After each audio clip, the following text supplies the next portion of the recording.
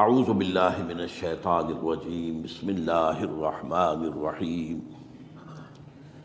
وَإِذْ قَالَتْ أُمَّةٌ مِّنْهُمْ لِمَ تَعِظُونَ قَوْمًا اللَّهُ مُهْلِكُهُمْ أَوْ مُعَذِّبُهُمْ عَذَابًا شَدِيدًا قَالُوا مَعْذِرَةً إِلَىٰ رَبِّكُمْ وَلَعَلَّهُمْ يَتَّقُونَ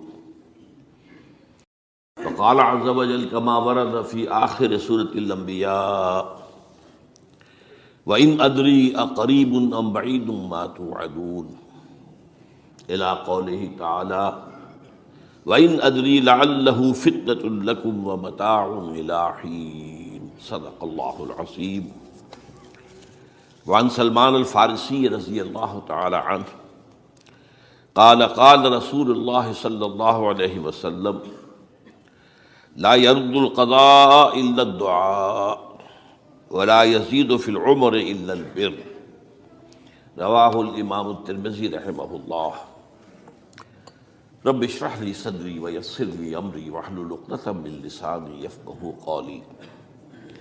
اللهم ربنا الہمنا رشدنا واعذنا من شرور انفسنا، اللهم ارنا الحق حقا وارزقنا اتباعه وارنا الباطل باطلا وارزقنا اجتنابه، آمین یا رب العالمین۔ حضرات، اگر انسان اس بات پر غور کرے کہ انسانی زندگی کی سب سے یقینی شے کون سی ہے جس میں کسی شک و شبہ کی گنجائش نہیں، زندگی کی سب سے بڑی حقیقت موت ہے، جسے ہم بھلائے رکھتے ہیں۔ اگر کسی عزیز کی نماز جنازہ پڑھتے ہیں تب بھی یہ خیال نہیں آتا کہ اس وقت ہم بھی ہو سکتا تھا کہ یہاں پر بجائے ان کے میرا لاشا ہوتا۔ کچھ تھوڑی سی تو ہوتی ہے، قبر میں جب اتارتے ہیں کسی عزیز کو تو کچھ نہ کچھ احساسات کے اندر کچھ حرکت ہوتی ہے، لیکن بس واپس آنے کے بعد پھر آدمی بھول جاتا ہے موت۔ لیکن قرآن مجید نے لفظ یقین استعمال کیا ہے موت کے لیے۔ سورہ حجر کی آخری آیت ہے، حضور سے خطاب کر کے فرمایا وَاعْبُدْ رَبَّكَ حَتَّىٰ يَأْتِيَكَ الْيَقِينُ۔ اے نبی، آپ تو اپنے رب کی بندگی میں لگے رہیے، اس کی اطاعت میں، اس کی فرمانبرداری میں، یہاں تک کہ موت آ جائے۔ تو سب سے یقینی شے حیات انسانی کی موت ہے۔ اسی طرح اس کائنات کی سب سے یقینی شے قیامت ہے۔ کچھ عرصے پہلے تک جب سائنس آئی تھی، خاص طور پر نیوٹن کا دور تھا، آپ کو یاد ہوگا بہت سو کو جو اصول تھے، میٹر از انڈسٹرکٹیبل، میٹر ڈسٹرائے نہیں ہو سکتا۔ عام گمان یہ تھا کہ کائنات ہمیشہ سے ہے، ہمیشہ رہے گی۔ یہ اس دور کا یہ تھا جو ذہنوں میں تصور تھا، جس کو نیوٹونین ایرا آف فزکس کہا جاتا ہے، فزکس کا نیوٹن کا دور۔ اور ویسے وہ بابا آدم ہے، ماڈرن فزکس کا باپ جو ہے وہ اس میں کوئی شک نہیں، نیوٹن ہے۔ ڈاکٹر مائیکل ہارٹ کی کتاب کا کئی دفعہ تذکرہ میں نے کیا آپ سے کہ تاریخ انسانی کے 100 اشخاص چن لیے جنہوں نے تاریخ کے دھارے کو رخ موڑا، اور ان 100 میں پھر گریڈیشن قائم کی، a selection and gradation of the 100 most influential personalities of human history۔ Number 1 پر حضور کو لایا، نمبر 2 پر نیوٹن کو لایا۔ یہ ساری جو آپ دیکھ رہے ہیں سائنس کی ترقیاں اور اس کے اکتشافات، انکشافات، ایجادات، یہ سب جو ہے اس کا بابا آدم نیوٹن ہے۔ لیکن نیوٹونین فزکس کے اندر بہت سی خامیاں تھیں جو بعد میں واضح ہوئی ہیں، اور آج کا دور آئنسٹائن ایرا کہلاتا ہے۔ یہ تو اس وقت یہ تھا کہ میٹر انڈسٹرکٹیبل ہے، اب کہتے ہیں نہیں، میٹر تو ڈسٹرائے ہو سکتا ہے، it can change into energy at any time. اور آج تصور یہ ہے کہ اس کائنات کا آغاز بھی ایک خاص وقت پر تھا، بگ بینگ، جس کا ذکر کئی بار میں کر چکا ہوں، اور ایک وقت میں یہ کائنات پھر ختم ہو جائے گی۔ اور عجیب نقشہ سائنس آج وہی پیش کر رہی ہے جو قرآن مجید کی آیت میں ہے کہ اس دن ہم لپیٹ دیں گے آسمانوں کو، یوم نطوی السماء کطی السجل للکتب کما بدانا نعیدھا، یہ جس طریقے سے کہ پھل جھڑی ہوتی ہے ایک، وہ اس طریقے سے پھیلتی ہے پھل جھڑی، تو اس طریقے سے یونیورس پھیلی ہے، اس کی گیلیکسیز جو ہیں پھیلی ہیں، اور پھر یہ ریورس ایکشن اسی طریقے سے ہوگا، یہ لپیٹ لیا جائے گا جیسے کہ پچھلے زمانے میں کتابوں کے تومار ہوتے تھے۔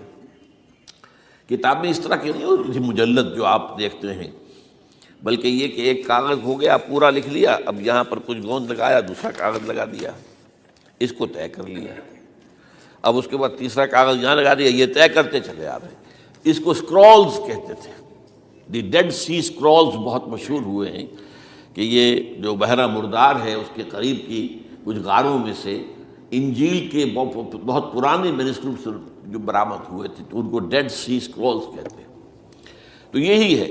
بہرحال میں نے عرض کیا کہ انسان کی انفرادی زندگی کی سب سے بڑی حقیقت موت، اس کائنات کی سب سے بڑی حقیقت قیامت۔ قیامت سے پہلے کے بارے میں ایک حقیقت ہے جس پر کہ ہر مسلمان کو یقین رکھنا چاہیے، اور وہ یہ ہے کہ اس قیامت سے پہلے پوری دنیا میں حق کا بول بالا ہوگا۔ اچھا، یہ وہ بات ہے جو دنیا کے اکثر مذاہب میں ہے، اکثر مذاہب میں، اور خاص طور پر جو تین یہ مذاہب ہیں جنہیں ابراہیمی مذاہب کہا جاتا ہے، یہودیت، عیسائیت اور اسلام، میں جو صراحت کے ساتھ ہے۔ یہود کے ہاں بھی عقیدہ موجود ہے، عیسائیوں کے ہاں بھی ہے، مسلمانوں کے ہاں بھی ہے، کہ اس سے پہلے، اس کائنات کے ختم ہونے سے پہلے، اس زمین کی قیامت آنے سے پہلے، اس پر اللہ کا دین غالب ہوگا، کنگڈم آف ہیون آن ارتھ۔ اور یہی بات حضرت مسیح نے کہی تھی اپنے اس وقت کے جن یہودیوں سے مخاطب تھے، ریپینٹ، توبہ کر لو، for the kingdom of heaven is at and.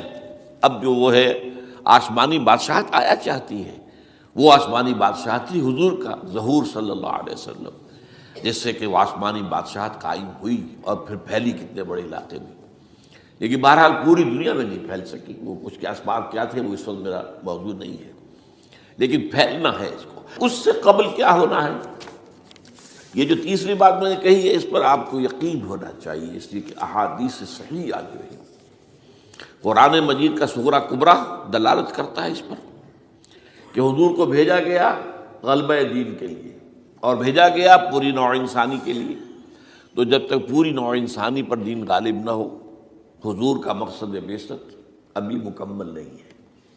اسی کو اقبال نے کہا تھا، وقت فرصت ہے کہاں، کام ابھی باقی ہے، نور توحید کا اتمام ابھی باقی ہے۔ یہ چمن معمور ہوگا نغمہ توحید سے، ایک وقت آئے گا کہ پورا یہ قرہ جو ہے نغمہ توحید کے ساتھ اس کا جو ہے گونج جائے گا، لیکن یہ کہ ابھی تو نہیں ہوا ہے، نہ ہونا ہے۔ اس سے پہلے کا معاملہ ایک ہے کہ جس کی خبریں دی گئی ہیں، اور وہ ہے کہ قیامت میں اس نظام دین حق کے غالب ہونے سے پہلے بڑی خوفناک جنگوں کا ایک سلسلہ ہے جس کی خبریں دی گئی ہیں۔ یہ یہود کے ہاں بھی ہیں خبریں موجود، عیسائیوں کے ہاں بھی ہیں، جو بائبل کا آخری باب ہے ریولیشنز آف سینٹ جان، وہ کاشفات یوحنا ترجمہ کیا جاتا ہے، اور حضور کی احادیث میں بھی موجود ہے۔ ملاحم، باب الملاحم، یہ بہت سی کتابوں کے اندر باقاعدہ ابواب ہیں، ایک باب، باب الملاحم، جنگوں کا باب۔ ان میں سے ایک جنگ وہ ہے جسے کہا ہے اس یوحنا کی مکاشفات میں آرمگدان، اور غالباً اسی کو حضور نے قرار دیا ہے الملحمۃ العظمیٰ، عظیم ترین جنگ، الملحمۃ الکبریٰ۔ تو یہ بھی یقینی چیزیں ہیں کہ جو ہونے والی ہیں۔ یہ ملاحم کیوں ہوں گے؟ آپ اس میں اچھی طرح سمجھ لیجئے کہ اس میں ایک تو ہے عذاب اکبر جو آئے گا یہودیوں پر، ایک ہے عذاب اصغر جو آئے گا مسلمانوں پر۔ میں نے یہ آج سے 20 سال پہلے کتاب لکھی تھی، وہ جو مختلف، پہلے تو نوائے وقت کے اندر کالم کی شکل میں شائع ہوئی تھی، پھر یہ کہ موجودہ اور سابقہ مسلمان امتوں کا ماضی، حال اور مستقبل، غالباً اس وقت آؤٹ آف پرنٹ ہے وہ کتاب۔ بہرحال جن کو بھی دلچسپی ہو وہ اسے کہیں سے حاصل کر لیں، لائبریری سے، مکتبے سے مل جائے گی، پڑھے اسے۔ یہ 20-22 سال پہلے کی بات ہے، کوئی آج کی بات نہیں۔ تو اس میں ان تمام چیزوں کا میں نے تذکرہ کیا ہے۔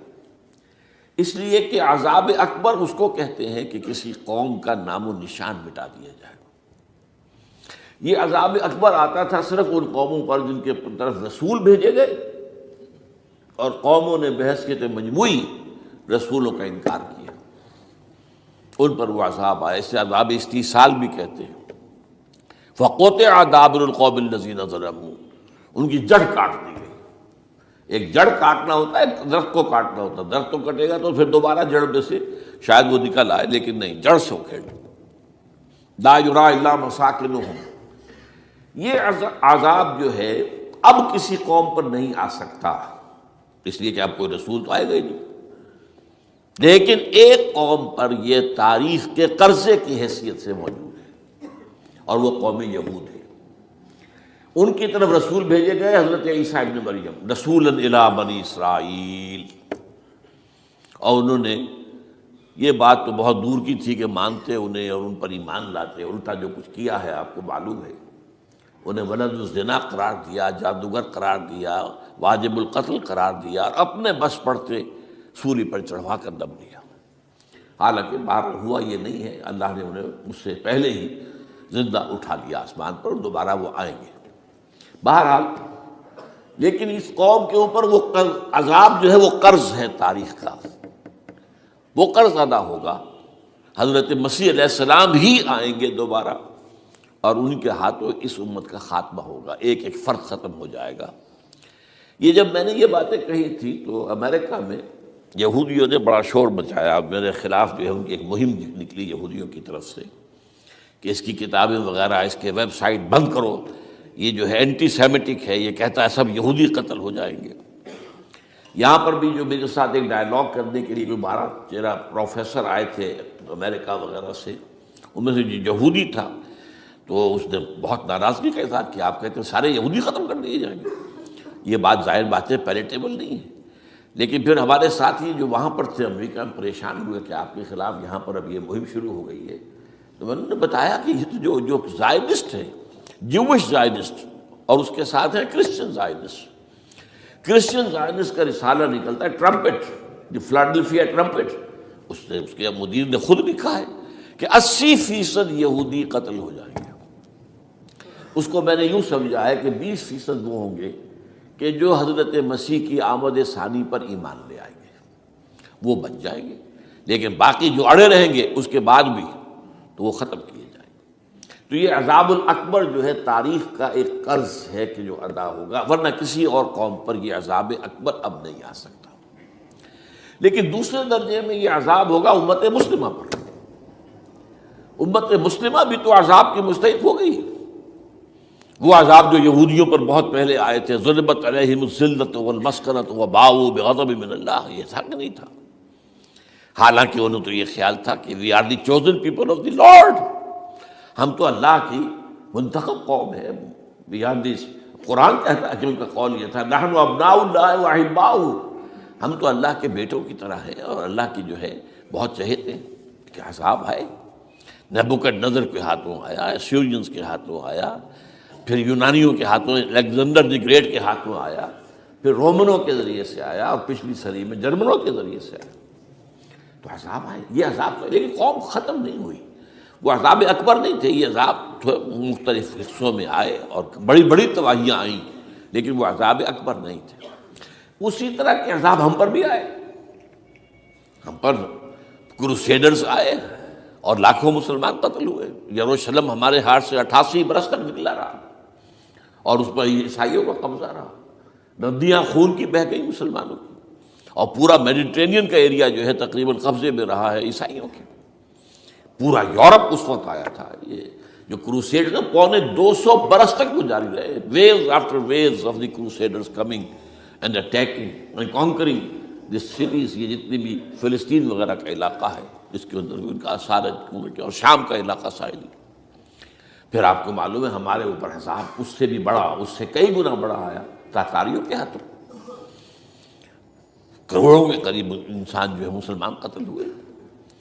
پھر اس کے بعد آپ کو معلوم ہے کہ پھر یہ یورپین کولونیلزم آ گیا، جیسے ان پر آئے تھے یونانی اور پھر رومی اور اب پھر جرمن، ہم پر آئے انگریز آئے، کہیں ولندیزی آئے، کہیں ڈچ آئے، کہیں ہسپانوی آئے، کہیں اطالوی آئے، کہیں اسپینیئرز آئے، اور پورا کا پورا عالم اسلام ان کے زیر نگین آیا کہ نہیں آیا؟ دی کلونیل ایرا جسے آپ کہتے ہیں۔ تو وہ عذاب ابھی اس امت کے اوپر اور باقی ہے، ایک قرض ہے، اور وہ کیا ہے؟ یہ کلونیل ایرا جب ختم ہوا ہے، ہم آزاد ہونے شروع ہوئے، اب یہ ہمارے لیے ایک امتحان کا مرحلہ تھا بہت بڑا۔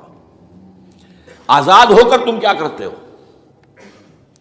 پہلے تو ہم کہہ سکتے ہیں کیا کریں، ہمارے اوپر تو ہم تو مجبور ہیں، ہمیں غلام بنا لیا انگریزوں نے آ کر، ہمیں فرانسیسیوں نے غلام بنا لیا، ہمیں اطالویوں نے غلام بنا لیا، ان کی طاقت کے آگے ہم بے بس ہیں، لاچار ہیں۔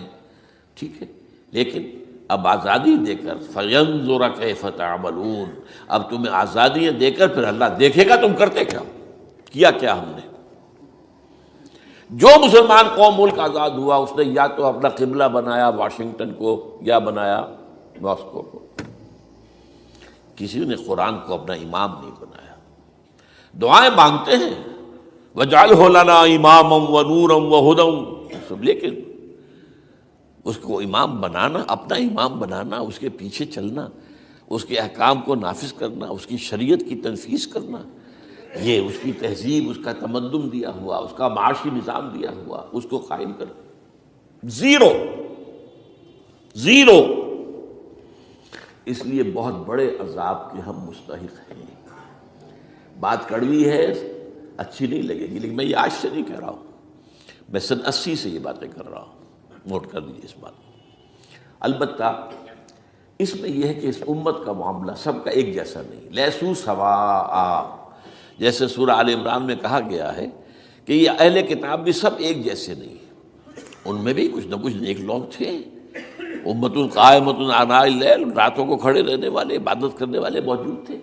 عیسائیوں میں احبار اور رہبان جو تھے وہ بڑے نیک لوگ تھے، اس وقت بھی موجود تھے، لیکن بحثیت مجموعی کا معاملہ کیا ہے اس کو دیکھنا پڑتا ہے، بحثیت مجموعی صورتحال کیا ہے۔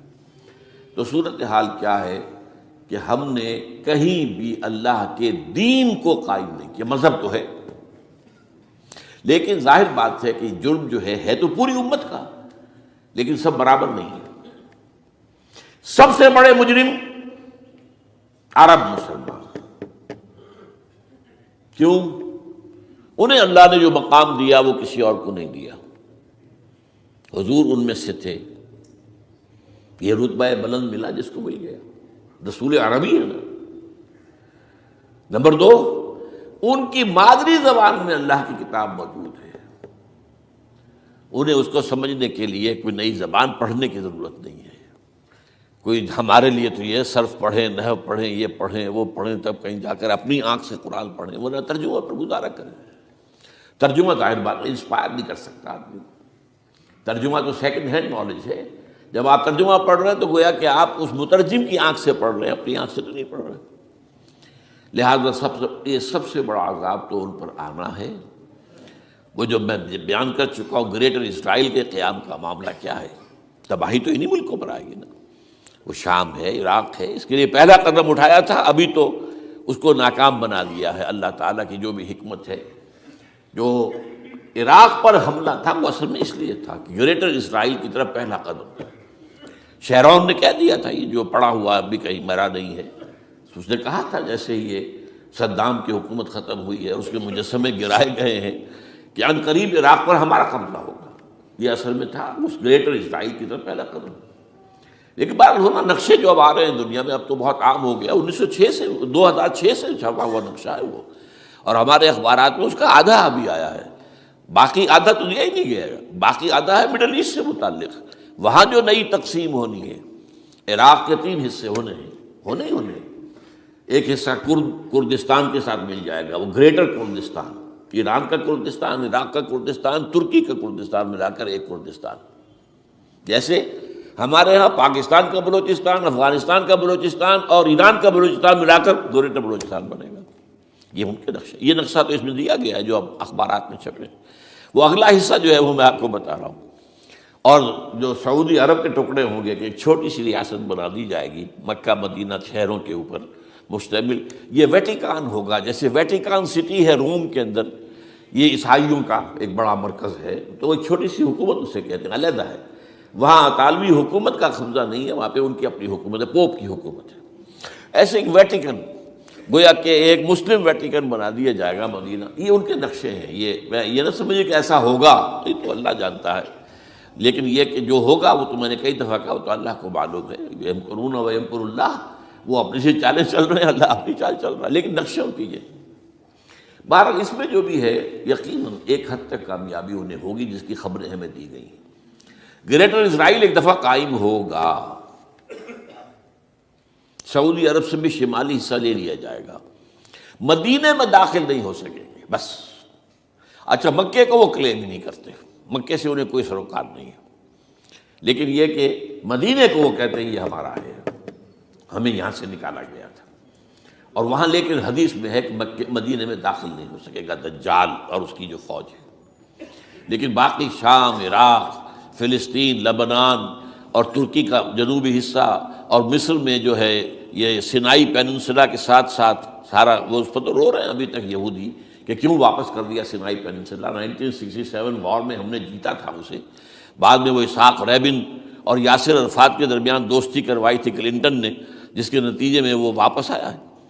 لیکن یہ کہ وہ واپس لے گئے، اور اس کے علاوہ جو فرٹائل علاقہ ہے نائل کے ڈیلٹا کا، وہ بھی ان کی شامل ہے۔ تو اس ظاہر بات ہے جب یہ ہوگا تو بڑی تباہی آئے گی، اس میں تو کوئی شک ہی نہیں۔ تو سب سے بڑی تباہی مسلمانان عرب پہ آئے گی، اور کیوں ہوگی؟ مستحق ہیں اس کے۔ انہوں نے اس کے باوجود کہ قرآن ان کی اپنی زبان میں ہے، انہوں نے اس قرآن کو اپنا امام نہیں بنایا۔ نمبر 2 پر میں ہمیشہ کہتا رہا ہوں کہ جو مسلمانان عجم، اگر فرض کیجئے کہ 140 کروڑ مسلمان اس دنیا میں ہیں تو 30 کروڑ کے قریب جو ہیں وہ عرب ہیں، باقی 110 کروڑ جو ہیں، 1 ارب سے زیادہ تو غیر عرب مسلمان ہیں۔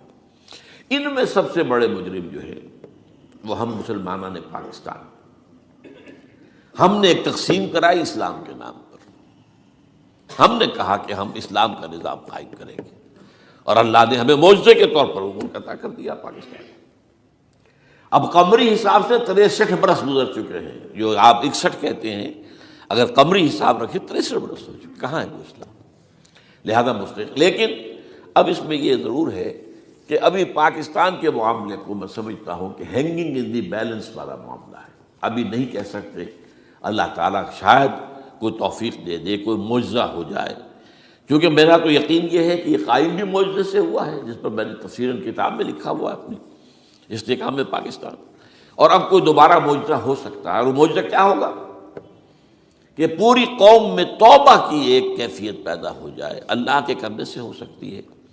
تمام انسانوں کے دل جو ہے اللہ کی 2 انگلیوں کے مابین ہے، حضور نے ہمیں خبر دی ہے، جدھر چاہتا ہے پھر دیتا ہے، تو کوئی عجب نہیں کہ ایسا ہو جائے۔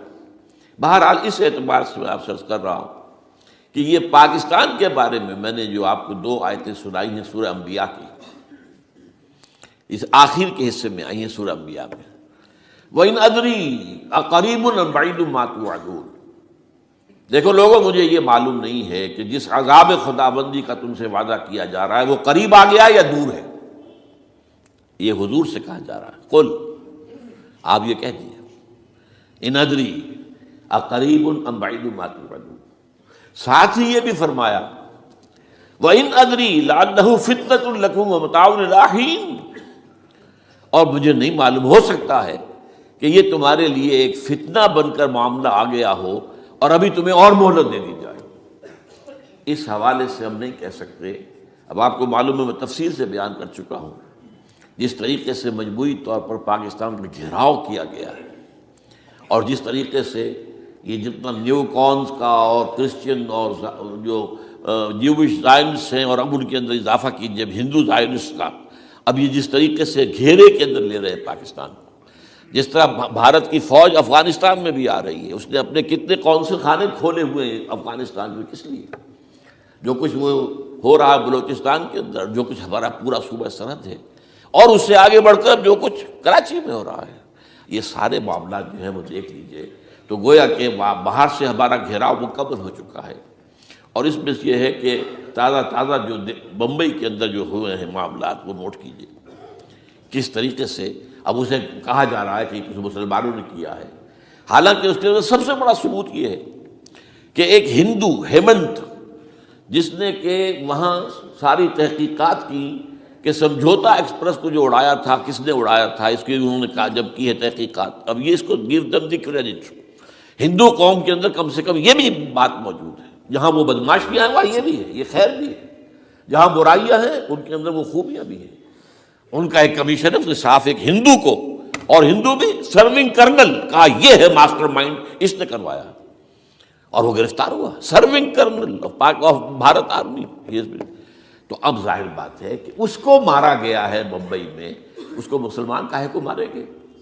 مسلمانوں کا تو وہ ایسے محسن تھا، وہ مسلمان کس وجہ سے اسے مارے گے؟ اسے مارنے والے کون ہیں؟ وہی ہندو زائرسٹ کہہ لیجیے ان کو، یا ہندو تشدد پسند کہہ لیجیے، جو پاکستان کو ختم کرنے پر تلے بیٹھے ہوئے ہیں۔ یہ ان کا در حقیقت کام ہے کہ اس شخص نے اتنی بڑی حرکت کی کہ ہمیں جو ہے ہماری سازش کو بے نقاب کر دیا۔ تو اصل میں لیکن یہ سب کچھ جو ہو رہا ہے، وقتی طور پر تو بہت ذرا طوفان اور جوش آیا تھا، معلوم ہوتا تھا کہ شاید 9/11 والا معاملہ جو تھا نیو یارک کا، اس کے نتیجے میں جو ایک دم امریکہ جو ہے نکلا ہے غصے کے اندر، اور پوری قوم اس کی کھڑی ہو گئی اور پوری دنیا جمع ہو گئی افغانستان پر حملے کے لیے، شاید ایسا معاملہ ہو جائے، لیکن نہیں، اللہ کا شکر ہے کہ یہ معاملہ جو ہے ان ادری لعلہ فتنۃ لکم ومتاع الی حین۔ ابھی کل کی جو تازہ ترین رپورٹ ہے وہ یہ ہے کہ اوباما کو بریفنگ دی گئی ہے کہ پاکستان کے جو نیوکلیئر بامز ہیں وہ ولنریبل ہیں، اور ان کے اندر اندیشہ ہے کہ وہ جو ہے شدت پسندوں کے ہاتھ میں نہ پڑ جائیں۔ اس کو کوئی نہ کوئی بہانہ انہوں نے بنانا ہے، یہ جو میں آپ سے عرض کر چکا ہوں۔ کچھ ہمارے لوگوں کو یہ امیدیں ہو گئی تھی براک اوباما کے آنے سے، یہ میں نے پھر اس کے بعد ایک مضمون میں پڑھا ہے، آپ کے لیے بھی نئی بات ہوگی۔ براک کا لفظ جو ہے اس میں یہ بھی اسلامی ہے، یہ برکت سے ہے، اس لیے کہ اس کا باپ جو ہے وہ سواحلی علاقے کا، سواحلی زبان جو ہے، کینیا کا ساحلی علاقہ جو ہے وہ سواحلی زبان جو ہے اس میں عربی کی بڑی آمیزش ہے، کیونکہ وہ تو بہت قریب ہے نا، عرب سے کتنا فاصلہ ہے، وہ درمیان میں وہ ریڈ سی ہے، بڑا چھوٹا سا سمندر ہے، تو سواحلی زبان میں عربی اثرات ہیں۔ تو یہ برکت والی بات، جیسے ہم کہتے ہیں کسی کا نام برکت حسین، برکت علی، تو یہ وہ ہے بارک برکت والا، براک حسین، اور پھر حسین کا نام موجود۔ تو اس سے بڑی توقعات ہو گئی تھی، لیکن نظر یہ آ رہا ہے کہ جو بش کا ایجنڈا تھا، اس لیے کہ اصل میں اس کی پالیسی بنانے والے میں آپ کو بتا چکا ہوں، کوئی ایک فرد نہیں ہوتا وہاں تو پورے ادارے ہیں، بڑے بڑے تھنک ٹینکس ہیں، اور یہ ثابت ہو گیا ہے کہ اس اوباما نے آتے ہی سب سے زیادہ کٹر جو زائرسٹ تھا امریکہ کے اندر، جس کا نام ہی اسرائیل ہے، اسرائیل رحم، جو ہے اسرائیل رحم ایمانویل، اس کو اپنا بنایا chief of the white house staff.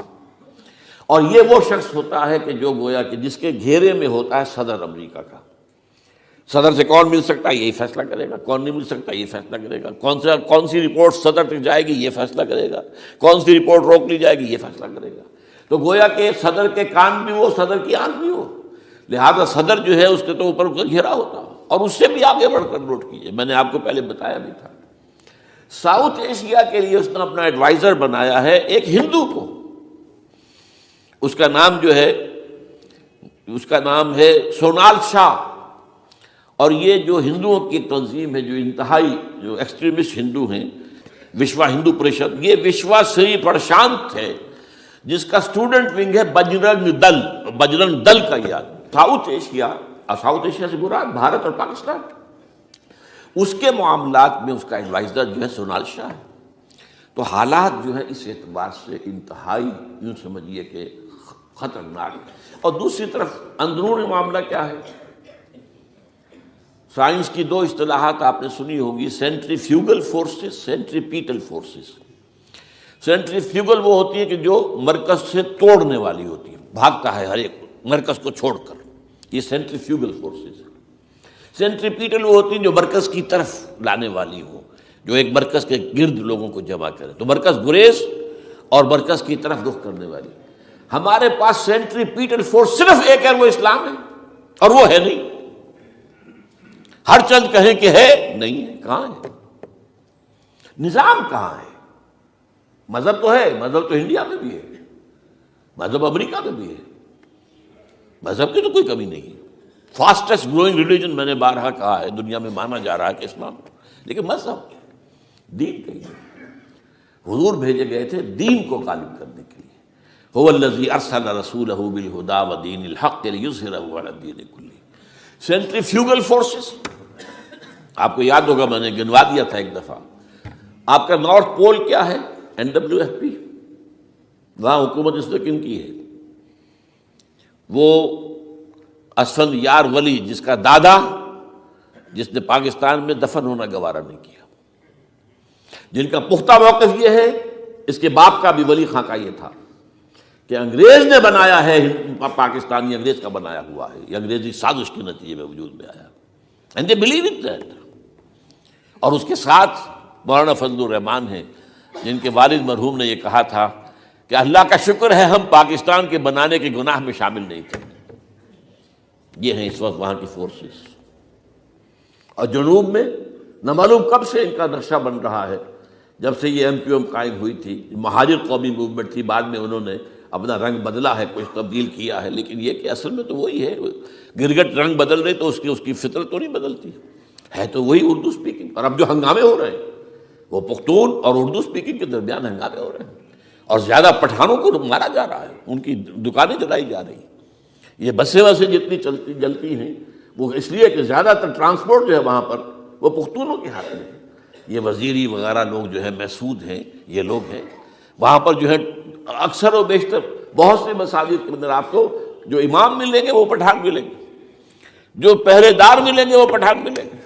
بہت بڑی تعداد ہے، لیکن یہ کہ اس کے اوپر وہاں پر فساد شروع ہو گیا. بلوچستان کا معاملہ سب کو معلوم ہے. تو اندرونی طور پر جو سینٹریپیٹل فورس ہو سکتی تھی اس کو ہم نے کیا نہیں مضبوط، کمزور سے کمزور تک کرتے چلے گئے.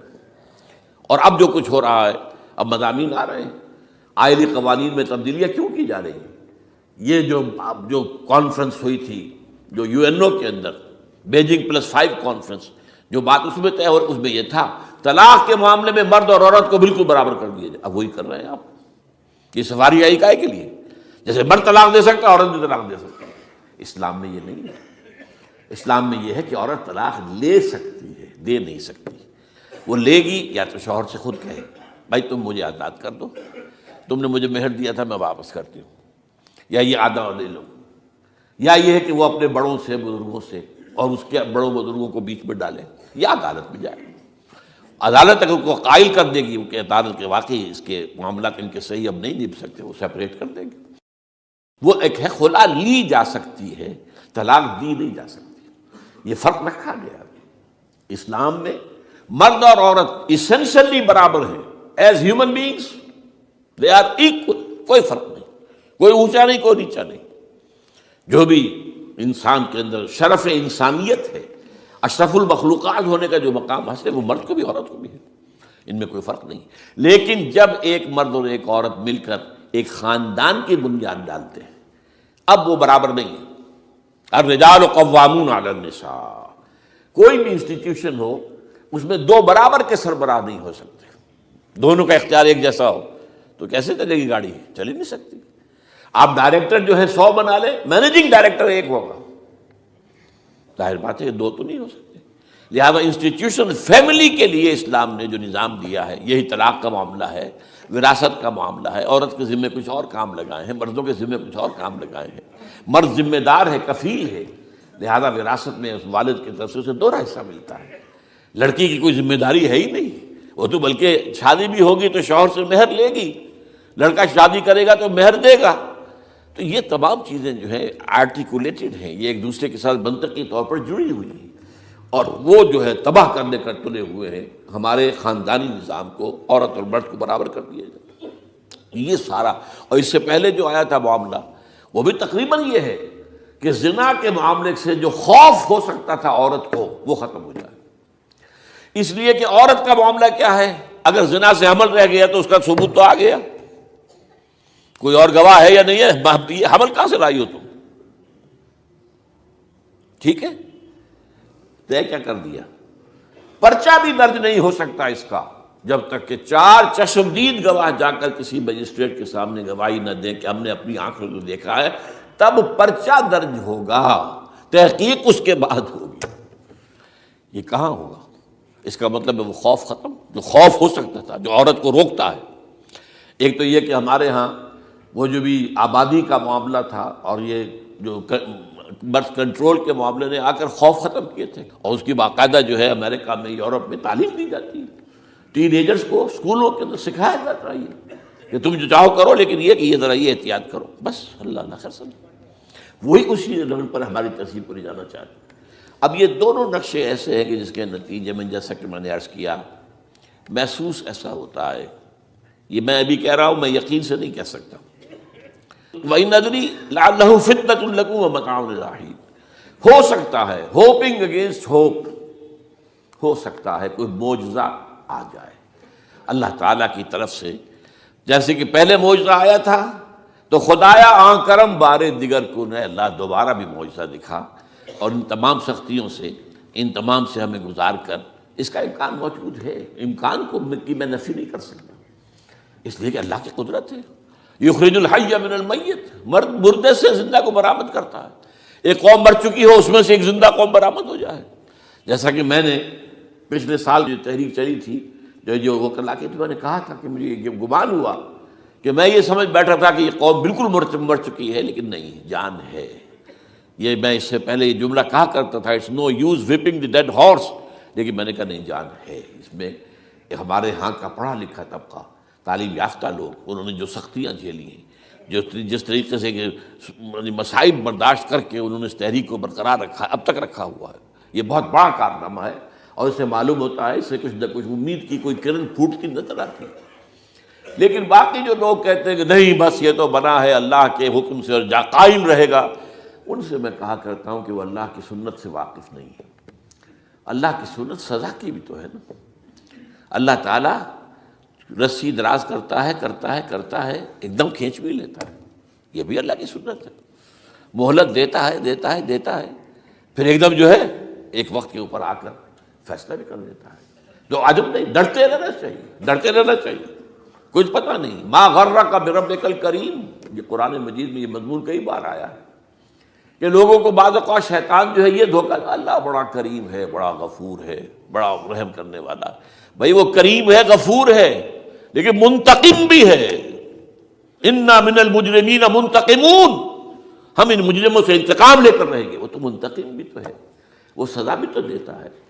اس نے جہنم جو ہے یہ کوئی ڈیکوریشن پیس کے طور پر تو نہیں بنائی ہے، کس لیے بنائی ہے؟ وہ تو ہم نے فیصلہ کیا ہے، لَأَمْلَأَنَّ جَهَنَّمَ مِنَ الْجِنَّةِ وَالنَّاسِ أَجْمَعِينَ، یہ میں نے طے کیا ہوا ہے۔ تو اللہ تعالیٰ جو ہے سزا بھی دیتا ہے، تو اللہ تعالیٰ ہمیں سے بچائے۔ بہرحال ہو سکتا ہے کہ اس کے بعد بھی اللہ تعالیٰ ہمیں اور مہلت دے دے، اور اس مہلت کے لیے اس کرنے کا کام کیا ہے؟ کرنے کا کام یہ ہوگا دعا اور توبہ۔ پہلے توبہ کی جائے پھر دعا، ورنہ دعا قبول نہیں ہوتی۔ پہلا کام توبہ ہے۔ یا ایھا الذین آمنوا توبوا الی اللہ توبۃ نصوحا، اے اہل ایمان، اللہ کی جناب میں توبہ کرو، خالص توبہ۔ کیا مطلب ہے؟ اپنی زندگیوں میں سے شریعت کے خلاف، ویسے بھی اخلاقیات کے خلاف، جھوٹ، دغا، فریب، دھوکہ، غبن، سب کو ختم کرو۔ سود، بے پردگی، عریانی، فحاشی، ختم کرو۔ طے کر لو کہ کوئی شخص شریعت کے خلاف اور اخلاقیات کے خلاف، صرف شریعت نہیں، ایک بنیادی انسانی اخلاقیات ہوتی ہیں، اس کے سارے تقاضے پورے کر دیں جو ہمارے یہاں ختم ہو چکے ہیں۔ میں نے جیسا کہ بارہا کہا ہے کہ اس وقت دنیا کی سب سے بڑی منافق ترین قوم جو ہے مسلمانان پاکستان ہے۔ جھوٹ اور وعدہ خلافی، اور اس کے ساتھ جو ہے وہ غبن کا معاملہ جتنا ہمارے ہاں ہے، آپ پوری دنیا میں آپ کو کہیں نہیں ملے۔ تو اس لیے پہلے توبہ کی جائے اور پھر دعا کی جائے۔ اس لیے میں نے آپ کو حدیث سنائی ہے کہ اللہ کا فیصلے کو بھی کبھی کبھی دعا جو ہے لوٹا دیتی ہے، لیکن وہ دعا کب ہو؟ جب آپ نے اللہ کے ساتھ اپنا معاملہ صحیح کر لیا ہو۔ فرمایا حضور نے، جو میں نے ترمذی کی روایت آپ کو سنائی، لا يرد القضاء الا الدعاء، اللہ کا فیصلہ بھی کبھی کبھی اللہ تعالیٰ کسی فیصلے کو مؤخر کر دیتا ہے۔ حضرت یونس علیہ السلام کی قوم پر اللہ کا فیصلہ آ چکا تھا، عذاب کے آثار شروع ہو چکے تھے، بری قوم نے توبہ کی، اللہ تعالیٰ نے عذاب کو جو ہے وہ وہاں سے ہٹا لیا ان کے سروں پر سے، اور ایک مدت تک کے لیے انہیں مہلت وسیع دے دی۔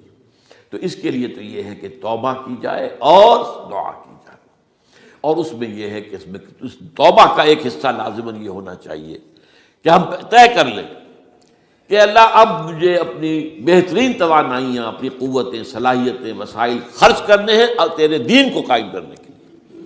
اس کے لیے کسی نہ کسی جماعت کے اندر، جس کو بھی آدمی سمجھے کہ ہاں یہ بہترین جماعت ہے، یہ صحیح ترین جماعت ہے، یہ واقعی اسلام کو قائم کرنے کے لیے کام کر رہے ہیں اور واقعی اس طریقے سے کر رہے ہیں جس طریقے سے وہ ہو سکتا ہے، اگر آپ اس پر لیکن لازم سمجھیں لا اسلام الا بالجماعہ، کوئی اسلام نہیں ہے جماعت کے بغیر۔ یہ حضرت عمر رضی اللہ تعالیٰ عنہ قول ہے، اور حضور کی حدیثیں تو میں نے 12 آپ کو سنائی ہے۔ انی آمرکم بخمس اللہ امرنی بہن بالجماعت والسمع والطاعت والہجرۃ والجہاد فی سبیل اللہ، میں تمہیں 5 باتوں کا حکم دے رہا ہوں، اور یہ 5 باتیں وہ ہیں جن کا اللہ نے مجھے حکم دیا ہے، جماعت، سمع و طاعت اور جہاد و ہجرت، یہ 5 باتیں۔ تو اس لیے توبہ کے اندر یہ لازمی جز ہونا چاہیے کہ اب ان صلاتی و نسکی و محیای و مماتی للہ رب العالمین، یہ فیصلہ کر لیجئے۔ اس کے بعد یہ ہے کہ اللہ تعالیٰ اس پر استقامت عطا فرمائے، اس کی بھی خود دعا کیجئے کہ اللہ اب تو نے مجھے یہ ہدایت دے دی ہے، تو اب لا تزغ قلوبنا بعد اذ ہدیتنا وہب لنا من لدنک رحمۃ انک انت الوہاب۔ ایک دوسری آخری بات میں آج صاحب سے کہہ رہا ہوں، ڈرتے ڈرتے، اگر خدا نہ خواستہ، خدا نہ خواستہ، خدا نہ خواستہ، خاکم بدہن، اگر پاکستان کے لیے بھی اللہ تعالیٰ کی طرف سے آخری سزا کا فیصلہ ہو گیا ہو، جس کے چرچے ہیں، تیری بربادیوں کے مشورے ہیں آسمانوں پر، وہ آسمان اوپر کے آسمان اور ہیں، زمین کے آسمان بھی تو ہیں نا، یہ امریکہ، یہ وائٹ ہاؤس، یہ پینٹاگون، یہ جو ہے اسٹیٹ ڈپارٹمنٹ، یہ سب جو کیا ہے، نیٹو کا ہیڈ کوارٹر، یہ ساری چیزیں کیا ہیں؟ تو تیری بربادیوں کے مشورے ہیں آسمانوں میں، اور اس کے لیے خبریں وہ دیتے آ رہے ہیں۔ بہت سے لوگ کہتے ہیں یہ خام خواہ کے ہیں ان کے، یہ ہمارا صرف بھی ہماری بددلی پیدا کرنے کے لیے نہیں، لیکن یہ کہ جو کچھ انہوں نے نقشے بنائے تھے وہ نقشے تو پورے ہوتے چلے آئے۔ 1897 میں یہودیوں نے جو فیصلے کیے تھے، 20 برس کے بعد بالفور ڈیکلریشن کی شکل میں وہ فیصلہ آ گیا، یہودیوں کو فلسطین میں آبادی کا حق دے دیا گیا، Balfour declaration 1917، only 20 years later۔ اس کے 20 سال بعد 48 میں اسرائیل قائم ہو گیا۔ کوئی تصور کر سکتا تھا پچھلی صدی کے اندر یہودیوں کی حکومت قائم ہو جائے گی دنیا میں؟ کہیں امکان کوئی نہیں تھا۔ پوری دنیا میں پھر ادھر ادھر پھیلے ہوئے، منتشر، جسے وہ ڈائسپورا کہتے ہیں، اور یورپ میں تو شدید نفرت تھی ان سے، لیکن یہ کہ جس طرح انہوں نے رفتہ رفتہ وہاں پر قدم جمائے ہیں، جس طرح ان کو اپنے قابو میں لیا ہے، جس طرح ان میں مذہبی تقسیم پیدا کی ہے، کیتھولکس کی اور پروٹیسٹنٹس کو اعلی کار بنایا ہے، سیکولرزم اور اس کے بعد سود پر مبنی معیشت کا نظام وہاں نافذ کیا ہے، بینک کا نظام قائم کیا ہے، ای بنوک، ای فکر چالاک یہودیوں کا قائم کرنا ہے یہ بینک کا نظام، اور سب سے پہلا بینک انہوں نے انگلینڈ میں قائم کیا تھا۔ تو ان کی جو باتیں ہیں وہ تو پوری ہو رہی نظر آ رہی ہیں، ان کے نقشے جو ہیں ان کے سامنے آ رہے ہیں ہمارے۔ تو اس حوالے سے ہو سکتا ہے خاکم بدہن، اگر خدا نہ خواستہ یہ لکیر ختم ہو جائے، تب بھی ظاہر بات ہے زمین تو کوئی ختم نہیں ہو جائے گی، اللہ کی زمین ہے۔ کیا پاکستان نہ بنتا تو ہمارے ذمے نہیں تھا کہ اللہ کے دین کو دنیا میں قائم کرنے کی جد و جہد کرتے؟ وہ تو بحیثیت مسلمان ہمارا فرض ہے۔ کیا حضور اکثریت میں تھے عرب میں؟ وہ تو اقلیت میں بھی نہیں تھے، ایک آدمی تھا اللہ کا بندہ کھڑا ہوا ہے، جو جنہوں نے ایک مرتبہ حضور کی بات سنی ہے اور جا کر کہا ہے اپنی قوم، یا قومنا اجیبوا داعی اللہ، اے ہماری قوم کے لوگوں، اس اللہ کی طرف دعوت دینے والے کی پکار کو سنو، لبیک کہو۔ تو کوئی عجب نہیں، یہ جو اقبال نے الفاظ کہے ہیں، تو نہ مٹ جائے گا ایران کے مٹ جانے سے، نشے میں کو تعلق نہیں پیمانے سے، اور ہے آیا فتنہ تاتار کے افسانے سے، پاسباں مل گئے کعبے کو صنم خانے سے۔ تاتاریوں کے ہاتھوں کروڑوں مسلمان قتل ہوئے، اور پھر وہی تاتاری مسلمان ہو گئے۔ امت مسلمہ کی قیادت ان تاتاریوں کے ہاتھ میں آ گئی، عربوں سے لے کر ان تتولوا یستبدل قوما غیرکم، جو بات سورہ محمد میں کہہ دی گئی تھی بالکل آغاز میں، اگر اے عربوں تمہیں جو مقام ہم نے دیا ہے، اپنا رسول تم میں سے بھیجا، بعث فی الامیین رسولا منہم، تمہاری زبان میں اپنی کتاب نازل کی، تو تمہیں جو مشن سونپا ہے، اگر تم نے اسے پیٹھ دکھا دی، تمہیں ہٹائیں گے، کسی اور قوم کو لے آئیں گے۔ اور یہ 13ویں صدی عیسوی میں ہو گیا۔ 1258 میں آخری خلیفہ بنو عباس کا اسے محل سے نکالا ہے مستعصم باللہ کو، اور ایک جانور کی کھال میں لپیٹ کر ڈال دیا ہے گلی میں، اور گھوڑے دوڑا دیے اس کے اوپر۔ یہ آخری چراغ گل ہوا ہے بنو عباس کا، جس پر کہا تھا سعدی نے، آسمارا حق بود بر خوب بارد بر زمین بر زوال ملک مستعصم امیر المومنین۔ مستعصم باللہ نام تھا آخری خلیفہ کا۔ اس کی حکومت کے زوال پر آسمان سے خون بھی برسے تو اس کا حق ہے آسمان کو کہ خون کی بارش کرے۔ تو یہ چیزیں ہیں جو کہ نوٹ کرنے کی ہیں۔ اگر خدا نخواستہ ایسا ہو جائے تو ظاہر بات ہے کہ اسلام پھر بھی زندہ رہے گا۔ ہم مر سکتے ہیں، اسلام نہیں مرے گا۔ اسلام کو تو رہنا ہے، جیسا کہ حضور نے فرمایا کہ میں آخری رسول ہوں، تم آخری امت ہو۔ وہ تو یہ ہے، البتہ یہ ہے ہو سکتا ہے ہم سے یہ قیادت چھین کر کسی اور کو دے دی جائے، اور کوئی عجب نہیں کہ ہندوؤں سے ہمیں پٹوا کر ہندوؤں کے ہاتھ میں دے دی جائے۔ تاریخ کی میں مثال دے رہا ہوں، ہے یہاں فتنہ تاتار کے افسانے سے پاسباں مل گئے کعبے کے صنم خانے سے۔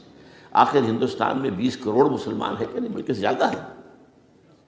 آپ سوچئے اس ہندوستان کی سرزمین سے شیخ احمد دیدات پیدا ہوا تھا، جس نے پوری دنیا میں عیسائیوں کو جو ہے وہ مناظروں میں شکست دی ہے۔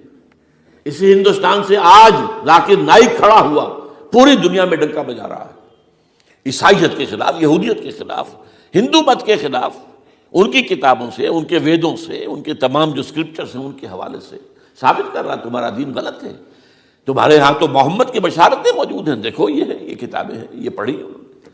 میں نے کبھی کہا تھا مولانا علی میاں رحمۃ اللہ علیہ سے کہ مولانا، میں یہ گیا تھا ان کے پاس ملاقات کے لیے، میرا خیال ہے کہ سن 82-83 کی بات ہے، کہ میں اور کسی سے تو توقع نہیں رکھتا، لیکن آپ سے توقع رکھتا ہوں کہ آپ زیادہ روشن خیال علماء میں سے ہیں، کہ آپ ندوۃ العلماء لکھنؤ کے اندر آپ سنسکرت کی تعلیم کو لازمی کریں، تاکہ آپ کے فارغ التحصیل لوگ نکلیں تو وہ پڑھ سکیں ویدوں کو کہ ویدوں میں کیا لکھا ہوا ہے۔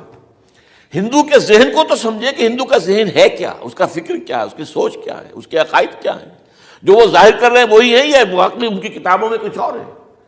آج ہمارا بھی ظاہر بات ہے کہ آج اسلام جو ہے، کوئی تازیوں کے جلوسوں سے کوئی اسلام کو پہچانے، یا جو پیروں کے مقبروں کے اوپر جو ہے صوفیہ کے جو عرس ہو رہے ہیں اس کے حوالے سے اسلام کو پہچانے گا، تو کیا وہ صحیح اسلام کو پہچانے گا؟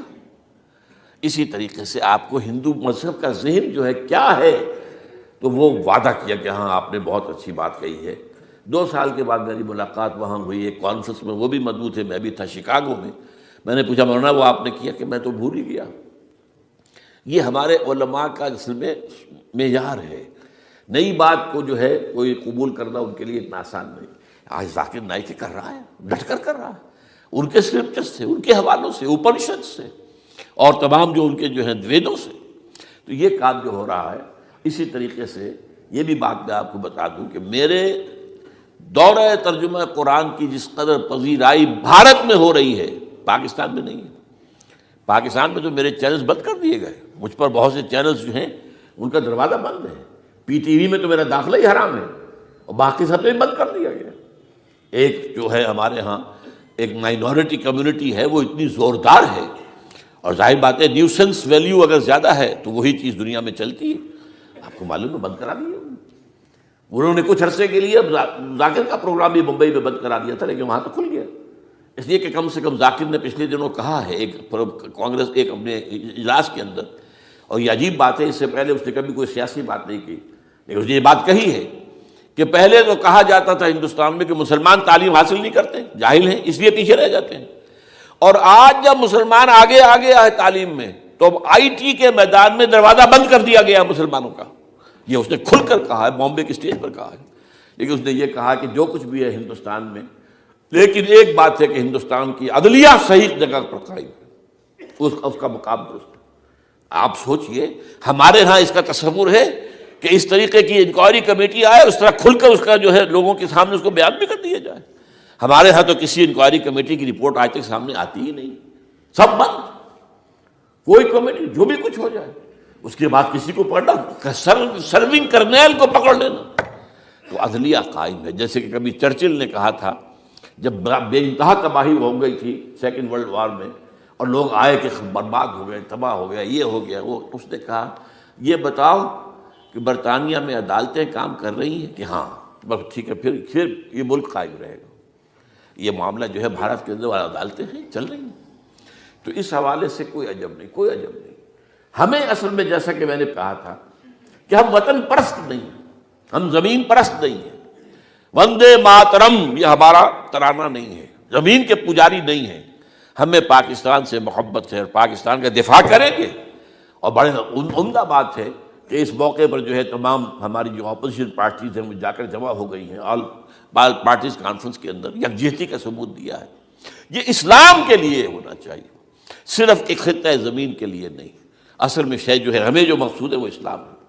تو کوئی عجب نہیں ہے کہ جس طریقے سے پچھلے دنوں ہمارے یہ بہت اہم آدمی ہیں، آپ کو معلوم سید قاسم محمود صاحب بے شمار کتابوں کے مصنف ہیں، یہ دلی گئے تھے اور اس سے آگے بھی گئے مختلف جو ہیں یو پی کے شہروں میں.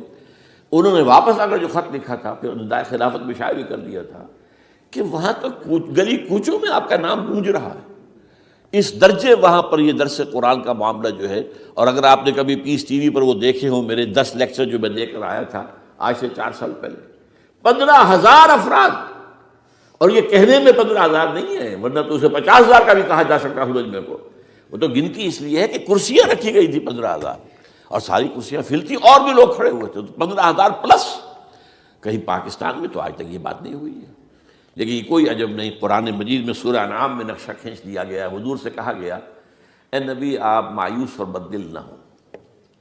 اگر یہ مکے والے ہماری اس کتاب قرآن کی قدر نہیں کر رہے تو ہم نے ایک قوم کو تیار کر رکھا ہے جو اس کی ناشکری نہیں کریں گے، ناقدری نہیں کریں گے. ان یکفر بہا ہؤلاء، اگر یہ لوگ مکے والے آپ کی قوم اگر یہ کفران نعمت کرے گا قرآن کا تو ہم نے ایک اور قوم کو تیار کر رکھا ہے. وَوَكَّلْنَا بِهَا قَوْمًا لَيْسُوا بِهَا بِكَافِرِينَ، وہ اس کی ناقدری نہیں کریں گے. اب دیکھ لیجیے معجزہ کیا ہوا. مدینے میں تو حضور کا قدم مبارک بھی نہیں پہنچا اور وہاں انقلاب آ گیا.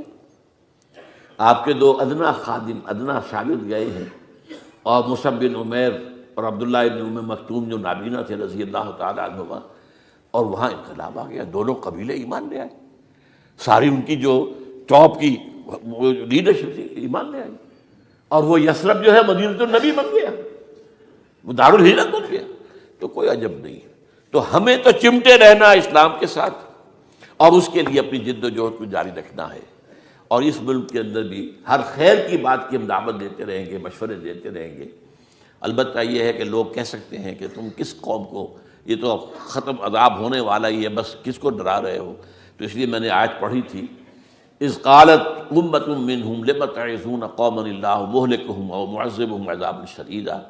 جبکہ ایک قوم نے کہا کیوں ان کو واعظ کہہ رہے ہو، کس لیے، کچھ حاصل نہیں. اب ان پر تو اللہ کا عذاب آ کر ہی رہے گا اور عذاب علیم آ کر رہے گا. تو انہوں نے جواب دیا قالوا معذرۃ الی ربکم، ہم اپنے رب کے حضور میں جا کر معذرت تو پیش کر سکیں گے. اے اللہ ہم چمٹے رہے تیرے دین کے ساتھ، اے اللہ ہم نے اپنے آپ کو وابستہ کیے رکھا، اپنی بہترین صلاحیتیں اور قوتیں اور اپنی توانائیاں صرف کی ہیں اے اللہ اس کام کے لیے. اور یقین کا لفظ بھی میں نے شروع میں کہا تھا آپ سے، موت اور قیامت، اور 2 مرتبہ آیا ہے قرآن کے بارے میں ان ھذا لھو الحق الیقین، انہ الحق الیقین.